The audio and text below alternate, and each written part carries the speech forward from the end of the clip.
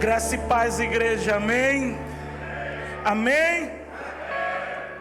Aleluia.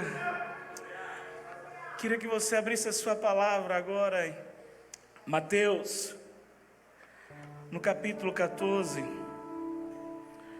Vamos para a exposição da palavra que está lá em Mateus, no capítulo 14. Aleluia.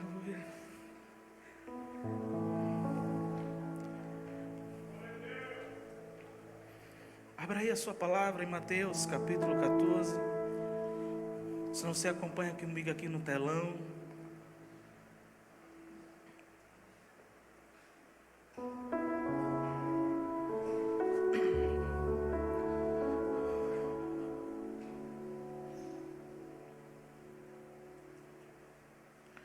Mateus 14, a partir do versículo 22. A palavra do Senhor nos diz a seguinte: 14, versículo 22. Logo a seguir, Jesus fez com que os seus discípulos entrassem no barco e fossem adiante dele para o outro lado, enquanto ele despedia as multidões. E tendo despedido as multidões, ele subiu ao monte, a fim de orar sozinho. Ao cair da tarde, ele estava só. Entretanto, o barco já estava longe, a uma boa distância da terra, açoitado pelas ondas, porque o vento era contrário. De madrugada, Jesus foi até onde eles estavam, andando sobre o mar. Os discípulos, porém, vendo sobre o mar, ficaram apavorados e disseram: "É um fantasma!" E tomados de medo, gritaram. Mas Jesus imediatamente lhe disse: "Coragem, sou eu, não tenham medo." Então Pedro disse: "Se é o Senhor mesmo, mande que eu vá até aí, andando sobre as águas." Jesus disse: "Venha." E Pedro, descendo do barco, andou sobre as águas e foi até Jesus. Reparando, porém, na força do vento, teve medo, e começando a afundar, gritou: "Salva-me, Senhor!" E prontamente Jesus, estendendo a mão, o segurou e disse: "Homem de pequena fé, por que você duvidou?" Subindo ambos para o barco, o vento cessou, e os que estavam no barco o adoraram, dizendo: "Verdadeiramente, o Senhor é o Filho de Deus." Amém? Você pode se assentar nesse instante. Verdadeiramente o Senhor é o Filho de Deus. Tinha sido um dia intenso. Se a gente parar para ver a ordem cronológica desse momento aqui, Jesus já tinha atravessado o barco para chegar à região de Genezaré, porque ele foi atrás de uma única vida, o endemoniado de Gadara. E depois de promover aquela grande libertação, ao voltar, ele é procurado por Jairo, onde Jairo convida para ir para sua casa, para curar sua filha que está enferma. No meio do caminho, a gente conhece a história que a mulher do fluxo do sangue parou Jesus e obteve assim sua cura por tocar na orla das suas vestes. A gente sabe que ao seguir adiante, Jesus vai com Jairo, com Mateus, com Lucas, com todos os seus discípulos, e lá cura a sua filha. Um dia foi intenso, e por ser intenso, Jesus precisava tirar um momento para si, para estar adorando a Deus Pai em oração. E ele pede para que os discípulos agora atravessem o lago, enquanto ele vai para o monte orar. Se você acompanhou comigo o texto, você vai ver que no meio daquela travessia, algo começou a acontecer que não estavam preparados. Uma grande tempestade viria, uma grande tempestade se formou, e os discípulos já estavam ali há bastante tempo remando contra a maré. Mas algo sobrenatural acontece. A palavra fala que Jesus vem andando sobre o mar. Isso não era comum, nunca foi comum. Ao ver isso, os discípulos começaram a gritar com medo e disseram: "É um fantasma", porque eles nunca viram ninguém andar sobre as águas. Jesus então se apresenta, há um grande diálogo entre ele e Pedro aqui, onde Pedro sai do barco, começa a andar, num dado momento ele começa a afundar, Jesus vem, se apresenta, ele ergue a sua mão, levanta, e ambos voltam para o barco.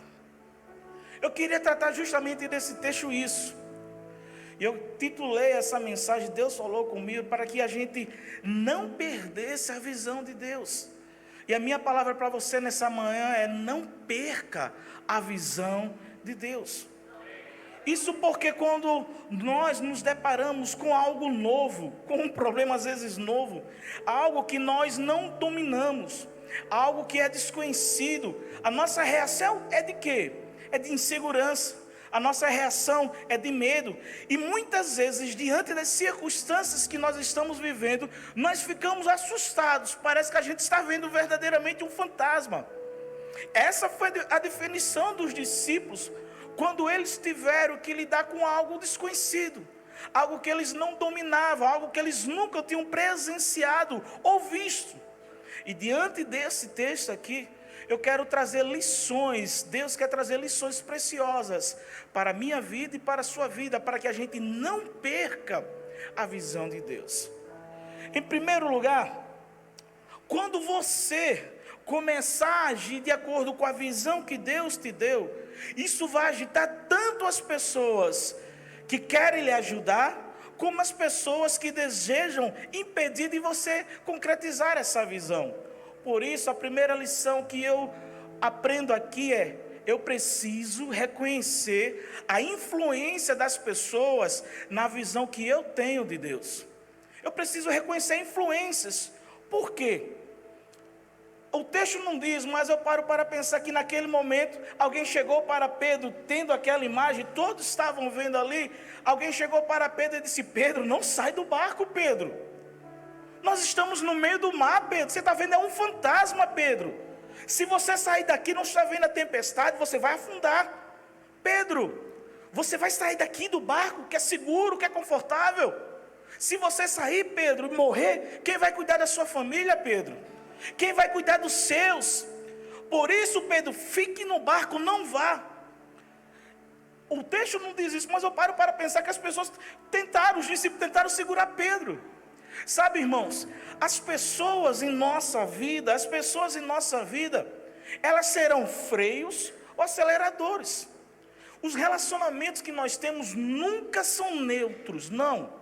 Em algum momento, quem não lhe ajuda vai lhe atrapalhar. Quem não prega fé na sua vida vai pregar incredulidade. Quem não ensina você a ter temor, algum momento vai seduzir você ao erro e ao pecado. Então nós não devemos andar com quem nos puxa para ficar no barco. Devemos ter ao nosso lado quem nos incentiva. Vai lá, Pedro, é Jesus. Isso é para você. Deus vai te abençoar. Deus é contigo. Então você precisa reconhecer a influência das pessoas na visão de Deus sobre a sua vida. Cada um de nós, Deus liberou sonhos, liberou palavra, liberou promessa, uma visão. E se a gente não tiver cuidado, as pessoas podem atrapalhar essa visão de Deus sobre a nossa vida, essa promessa de Deus sobre a nossa vida. Por isso, os relacionamentos nunca são neutros. Sabe, muitas vezes a gente, ao seguir com isso, aí chega as pessoas, vem com a famosa crítica construtiva. Deixa eu dar uma crítica construtiva aqui para você. A pessoa nunca me ajudou, nunca pregou fé, quer corrigir a minha vida. Quer dizer que isso não é para Deus, que isso não é para mim, porque eu não tenho conhecimento, eu não tenho habilidade, eu não sou tão santo como eu penso que eu sou. Quem não prega fé na sua vida, um momento vai pregar incredulidade. As pessoas serão freios ou aceleradores na minha vida. E eu quero andar com pessoas que ousam sonhar aquilo que Deus está me mostrando. Eu quero andar com pessoas que tenham fé daquilo que Deus está mostrando. Vai lá, isso é para você, Deus. Eu vou estar orando por você, vou estar cobrindo você de oração. Você não pode perder a visão de Deus sobre você. E essa nossa visão, ela deve ser acima dos nossos problemas. Sabe, irmão, a Bíblia é muito clara. Para achar, a Bíblia diz que é preciso buscar. Se a gente quiser colher, a gente precisa semear. A Bíblia até diz que é necessário bater para que essa porta se abra. É necessário pedir para poder receber. Às vezes é necessário a gente clamar para que o céu se abra e o fogo venha do céu. A Bíblia é muito clara nisso. É preciso às vezes a gente tocar nas vestes para ser curado. Alguns momentos a Bíblia vai deixar claro que foi preciso estender a vara sobre o mar para que o mar se abrisse. O que eu estou dizendo com isso? Uma ação na terra gera uma reação no céu. Lembra quando Jesus foi ressuscitar Lázaro? Quando ele chegou lá, o que foi que ele disse? Tirai a pedra. Tirai a pedra está compatível para mim e para você. Eu e você, nós podemos tirar a pedra, ressuscitar, agora é com Jesus. Uma ação nossa na terra vai promover uma reação sobrenatural no céu. Só que muitas vezes a gente troca a ordem. A gente está esperando o céu se mover para poder agir. E não é assim. Não é assim. Ao invés de agirmos baseado na visão que nós temos, na promessa, nos sonhos, na palavra de Deus, nós estamos esperando os céus se abrir, o céu fazer algo sobrenatural para que a gente possa fazer. Você já pensou se na Bíblia tivesse escrito assim? Jesus estava indo para a casa de Jairo, mas uma mulher que tinha um fluxo de sangue era fraca demais, e Jesus continuou a sua jornada. A gente nunca saberia da história da mulher do fluxo de sangue, que atravessou a multidão, venceu todos os obstáculos e tocou na orla de Jesus. Por quê? Ela entendia que fazendo isso, ela seria curada. Já imaginou se na história de Abraão estivesse escrito assim: Deus disse para Abraão que ele seria pai de multidões, mas Abraão, sendo velho, não gerou filhos. E a história continua. Como? Não tinha mais história. A Bíblia fala que Abraão creu contra toda a esperança. E fazendo o quê? Dando glória a Deus. Creu contra tudo aquilo que dizia, todas as impossibilidades, tudo aquilo que bloqueava, tudo aquilo que não tinha como conseguir. Ele creu. Se Deus falou, é Ele que vai cumprir. Eu estou apenas um instrumento em suas mãos. Já imaginou se na pesca maravilhosa, milagrosa, os discípulos que passaram a noite pescando, ao chegar, lavando as suas redes, já tinha acabado, não pescaram nada, e Jesus vai lá, lança a rede no mar, lança no outro lado, lança no mais profundo, e eles ainda disseram: Senhor, nós passamos a noite toda e não pescamos nada, mas, segundo a Tua palavra, nós vamos fazer. Segundo a palavra que Jesus disse, eles novamente lançaram a rede e quase que não conseguem puxar de tanto peixe. Uma ação nossa vai promover uma reação sobrenatural no céu. Quando a gente olha os personagens bíblicos, embora muitos tivessem muitas desculpas, sabe, para que não acontecesse algo na sua vida, todavia, mediante a circunstância que eles viveram, provocaram uma reação sobrenatural do céu. Então, por favor, examine a sua vida. Não se justifique dizendo que não está acontecendo nada aqui. Talvez Deus está esperando uma ação sua. Está esperando você bater para que a porta se abra. Está esperando você clamar para que você poder receber. Está esperando algo de você. Por isso, não perca a visão de Deus, não perca a palavra liberada, não perca a promessa. Quando a gente olha aqui para Pedro, naquele dado momento que ele estava ali, ele soube reconhecer algo que nós precisamos reconhecer. Nós precisamos reconhecer o nosso limite. A palavra fala no versículo 28, que Pedro chegou e disse: Se és tu mesmo, Senhor, manda-me e ter contigo por sobre as águas. Veja que Pedro, sendo o mais afoito dos discípulos, não saiu logo pulando. Pedro não saiu logo assim que ele viu o fantasma, não. Ele só saiu depois que ele conversou com Jesus. Ele só saiu depois que ele ouviu o "Vem, Pedro". O que eu quero dizer com isso? Em outras palavras, trazendo para a nossa realidade, era como se Pedro tivesse orado a Jesus: Jesus, eu posso ir até aí, eu quero ir até aí. Mas Pedro só saiu do barco quando ele ouviu o "Vem". Tem muita coisa que não acontece na sua vida porque você não orou o suficiente para ouvir a voz de Deus dizendo: vem, vai, vou abrir, vai acontecer. Tem muita coisa que não aconteceu na sua vida porque você não orou o suficiente para ouvir a palavra de Deus dando direcionamento. Eu aprendi algo que eu nunca esqueci. As minhas mãos não podem fazer o trabalho que é dos meus joelhos.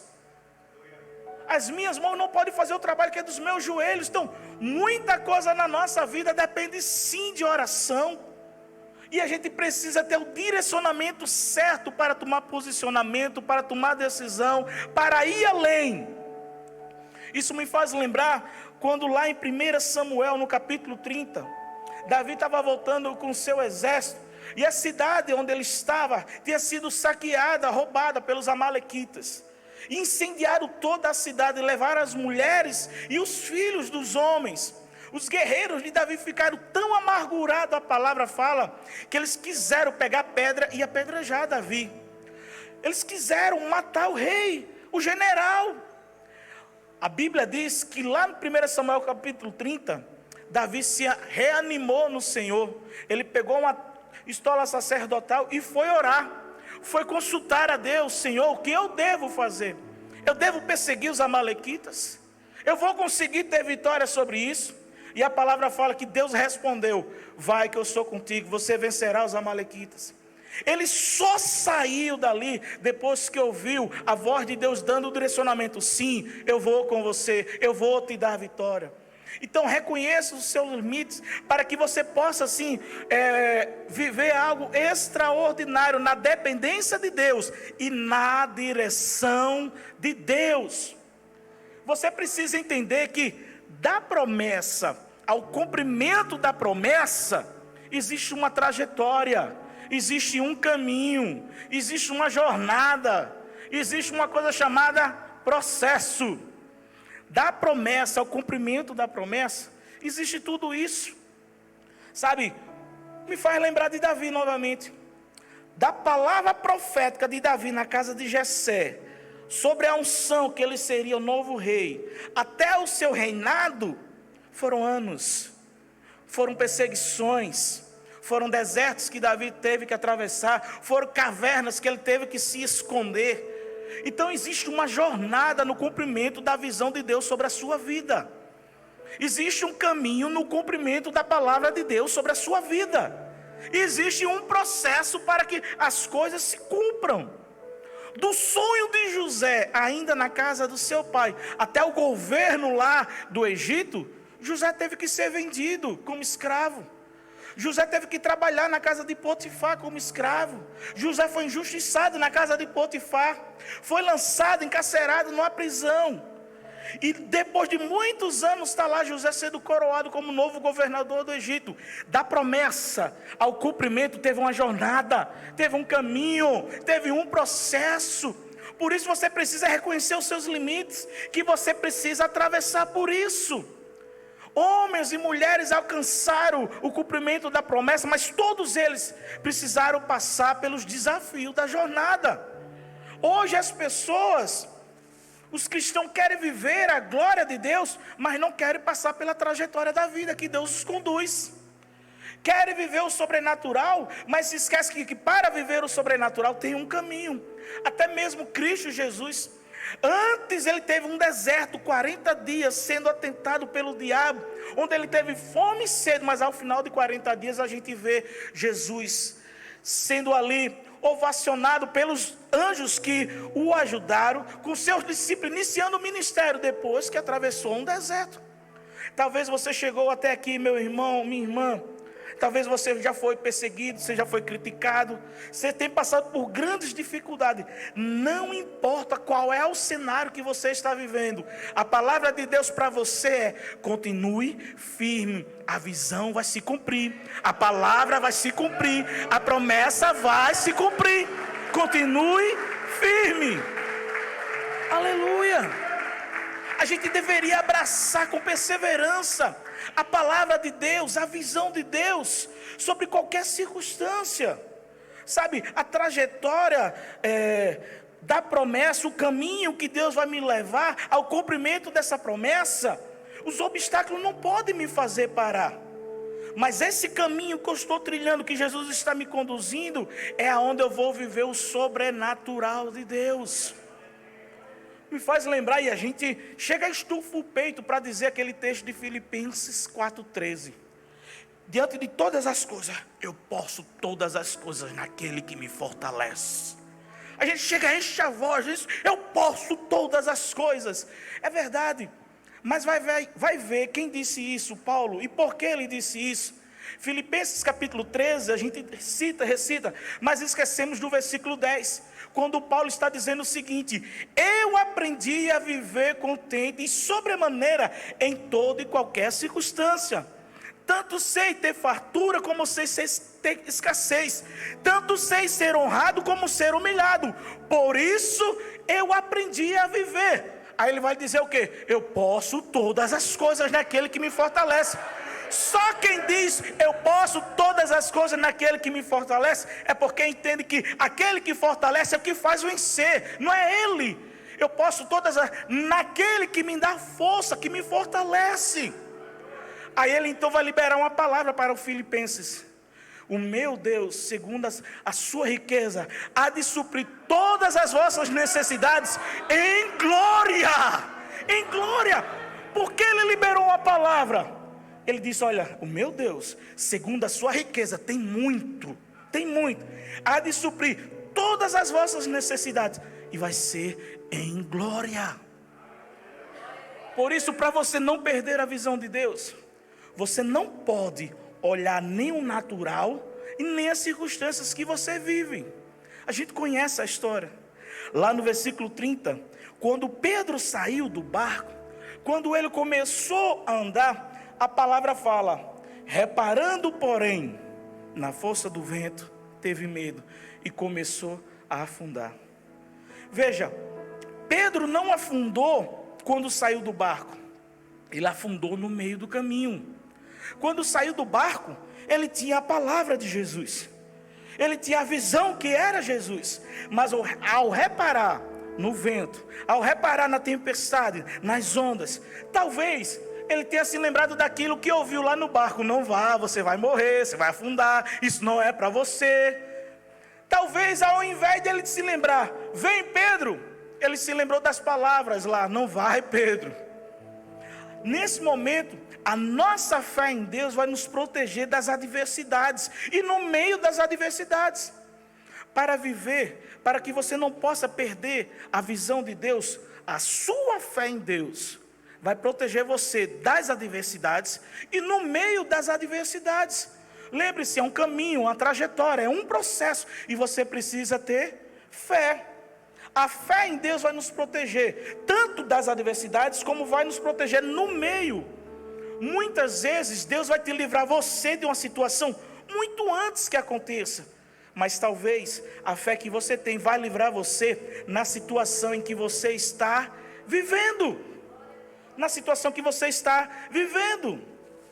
A gente vê como exemplo Daniel, a palavra diz que foi jogado na cova, os seus amigos foram jogados na fornalha. Situações diferentes aqui. A nossa fé em Deus precisa fechar a boca dos leões, e a nossa fé em Deus precisa apagar a força do fogo inimigo. A fé em Deus vai livrar você no meio do fogo da adversidade. Você pode estar no problema. A palavra fala que Sadraque, Mesaque e Abidnego estavam lá, dentro da fornalha.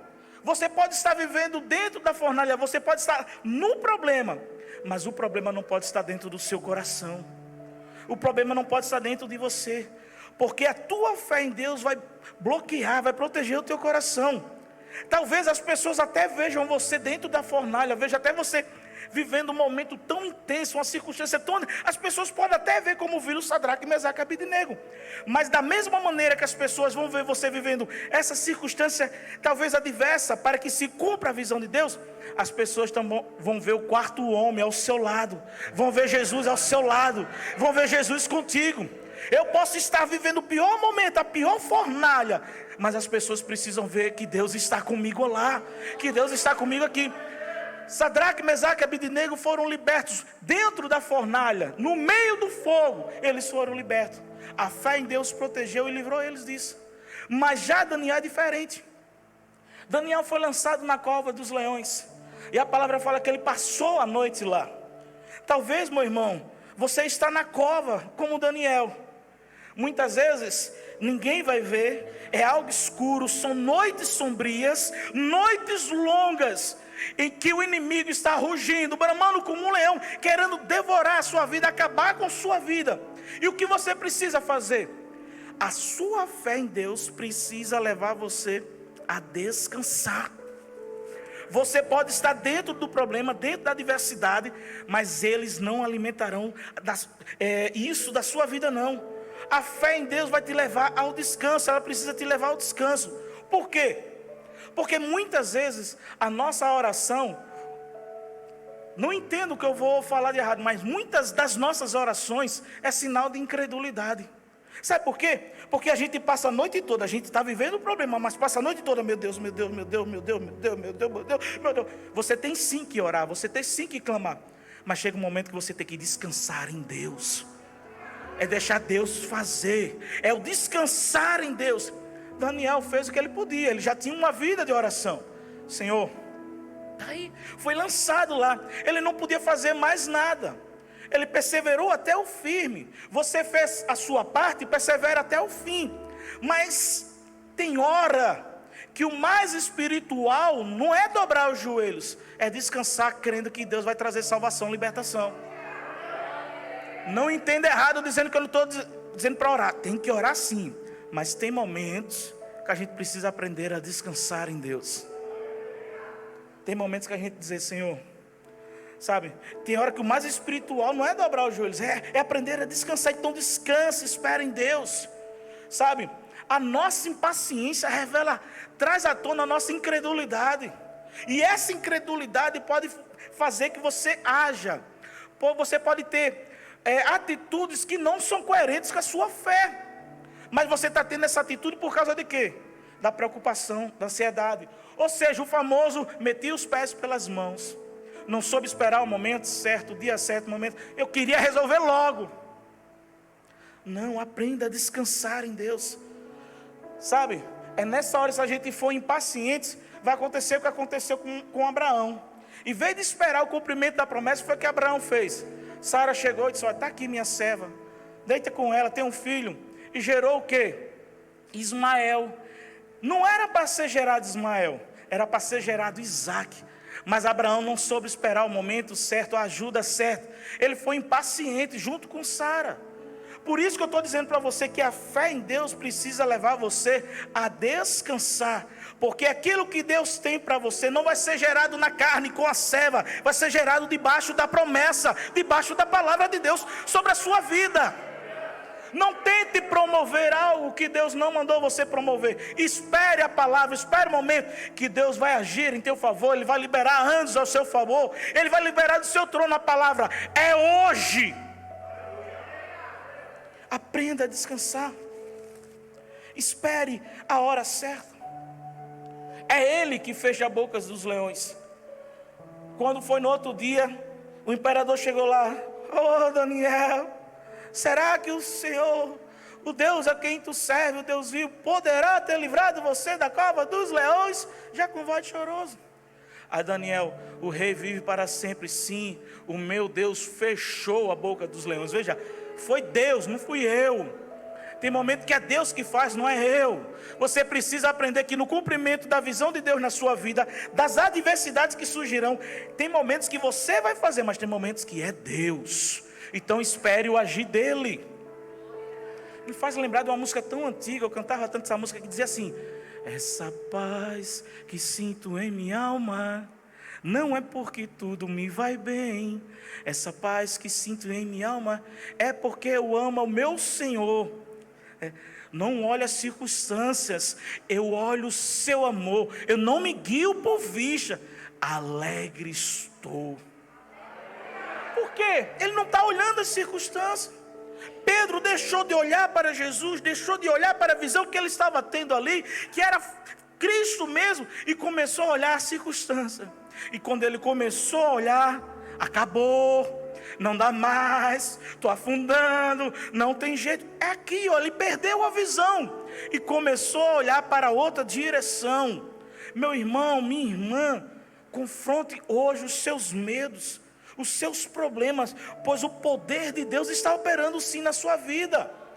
Talvez você fique preocupado porque você não sabe, porque você não domina, não é a sua especialidade o problema que você está enfrentando, nunca enfrentou algo assim. Ei, Deus não exige de você perfeição não, Ele quer que você tenha compromisso com a visão que Ele lhe deu. Siga firme e perseverante. Ele é especialista em resolver algo de maneira sobrenatural, e você não pode perder a visão. Nós sabemos que a vista, vocês estão me vendo, vocês estão vendo esse telão aqui. O que acontece? A vista é função dos nossos olhos, mas a visão é função do nosso coração, da nossa fé. E nunca devemos permitir que os nossos olhos determinem aquilo que Deus falou em nós, em nosso coração. Eu não estou vendo hoje. Hoje não está bom. Hoje o céu parece que é de bronze. Há uma muralha, eu não estou vendo. Mas aquilo que você está vendo hoje não é aquilo que Deus tem para você. Sabe, Deus nos deu uma visão para que a gente não precisasse viver a nossa fé por vista. Porque os meus olhos, os seus olhos, olha assim e diz: não é para mim, não vai acontecer, já acabou, não tem mais jeito. É isso que os nossos olhos dizem. Mas a visão disse que Deus prometeu, que Ele tem uma palavra, que Ele já declarou, então vai se cumprir. Por isso não perca o foco. O foco é Jesus. A nossa visão é Jesus. Então Pedro começou a afundar quando ele perdeu o foco, quando ele tirou a visão de Jesus e começou a olhar as ondas, o vento, o mar, a tempestade. Meu irmão, minha irmã, sua atitude depende para onde você está olhando. Para onde você está olhando hoje? Eu sempre guardo comigo que algumas pessoas dizem assim: eu estou no fundo do poço. Eu digo: que bom que você está no fundo do poço, porque lá no fundo do poço você só pode olhar para um lugar, que é para o céu. Como assim? Eleva os meus olhos para o monte, de onde me virá o socorro. O meu socorro vem do Senhor, que fez os céus e a terra. Os seus focos, o seu olhar, a sua visão deve estar em Deus. Por isso, tire a sua visão das coisas naturais, tire a sua visão das coisas do passado, tire a sua visão das suas fraquezas e debilidades. Coloque a sua visão na palavra de Deus, naquilo que Deus disse, naquilo que Deus prometeu. Obstáculos virão contra você, e você deve ser persistente para alcançar a visão, o cumprimento. Mas você precisa ser fiel, e fidelidade significa ser verdadeiro naquilo que você decidiu cumprir. Você precisa ter constância, permanecer firme. Sabe, cada resistência para o cumprimento da visão nos dá uma oportunidade de nos tornarmos mais experimentados, mais sábios, não mais fracos. Permita que cada oposição, cada tempestade, cada adversidade que vem contra o cumprimento da visão sobre a sua casa, sobre a sua vida, não pare. Muitas pessoas desistem porque a vida já vem e diz logo não. Colocou um obstáculo e desiste logo ali. Mas os vencedores, vencedores. Entenda e aprenda, o seu caráter, o meu caráter é formado na opressão, é debaixo de lutas. Quando Deus vê o nosso coração, e o propósito da pressão não é que a gente desfaleça não, é para que a gente permaneça firme naquilo que Deus tem para mim e para você.